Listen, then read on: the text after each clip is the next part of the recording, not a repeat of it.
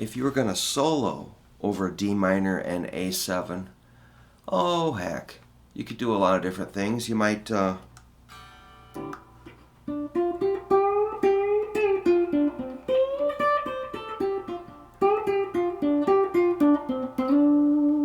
minor pentatonic would work.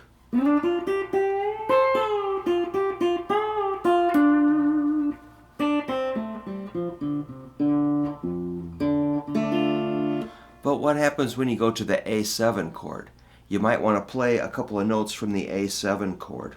So one note I would target would be the major third of the A7, which is a C sharp note.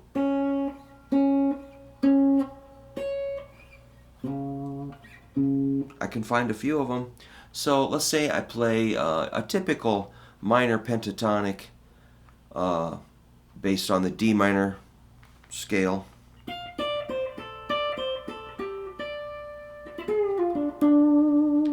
When we go to the A7, I'm going to look for that C sharp. That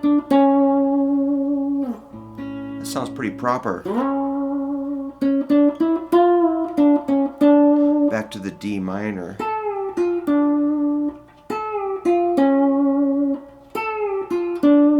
Wow, that really works, huh? So I'm going to do it maybe, let's stay up here. So again, D minor pentatonic. Good old pattern that you probably know really well. The 13-10, 13-10, 12-10, 12-10, 12-10, 13-10.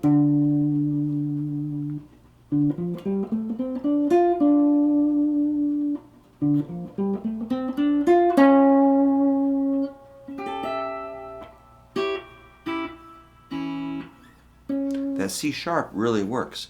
So what I'm doing is targeting the third interval of the A7 chord, which sounds crazy, but if you use your ears, it's pretty obvious. Here's the notes of a D minor chord down here, and then an A7 chord, D minor. So let's just concentrate on the second string, the D. When we go to A7, just go down one fret, and then back to the D minor, the D.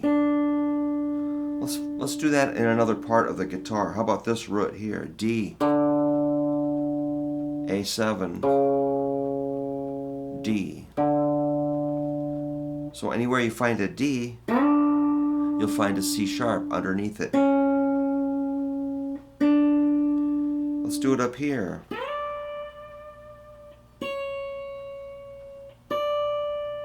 And here.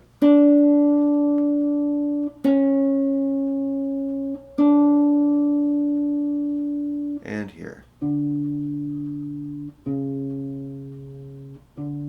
One last one.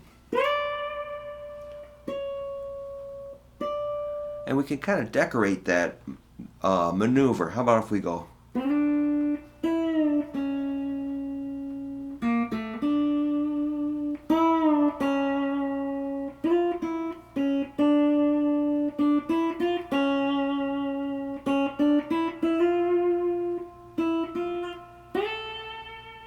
That time I hit an A note instead of a C sharp. But if you'll notice that the A note is also found in the D chord. So if I hit an A note, here's a D minor chord. I'm going to focus on the A. Now I go to A7 and D minor. So really you could just hit the A note and that's all you'd need if you're playing a solo, but that might be a little boring.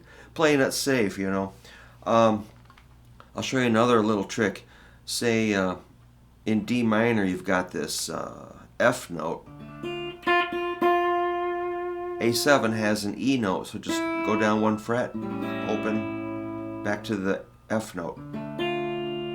F, E, F represents D minor, A7, D minor. Let's say you're your rhythm player's down here.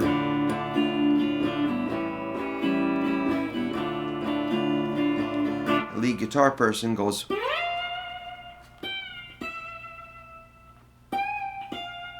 something like that, you know. F, E, F. But of course there's endless variations, like how about this? F, E, D. F, E, D.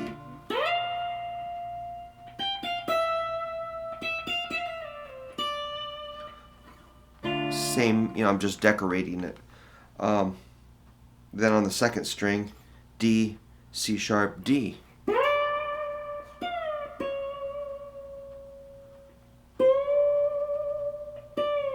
There's an A. And you can do that all over the neck. I mean, you're going to find any note of a D minor chord going to a note in an A7 chord and back to a note in a D minor chord kind of does the trick. And it is a trick, I guess, but a technique. Say I go D, you could just do roots to an A, to a D, to an A. So really, you know, you can find it anywhere. So that's kind of a beginning to understanding chord tone soloing. You could just do the root. You could play the fifth of the chords. The fifth of a D minor chord is A. The fifth of an A7 chord is E. And back to a fifth of a D minor chord, A. That would represent.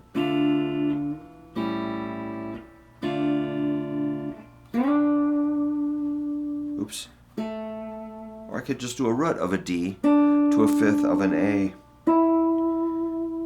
and to a fifth of an D minor. So, you know, it gets a little, it's really simple, but the amount of possibilities makes it sound, you know, potentially sophisticated, if not in tune at least. So that's kind of how I like to play, is just know the chords, think of the notes in the chord, and target them. And between that, you know, you put a little fancy stuff. Maybe let's say I'm going for a D to an A to a D to a C sharp to an A, something like that. I mean, it's like I say, it's pretty much endlessly flexible. But again, just find the notes of your chord and try to hit those on the beat, and it will sound like you know what you're doing. All right. Thanks a lot.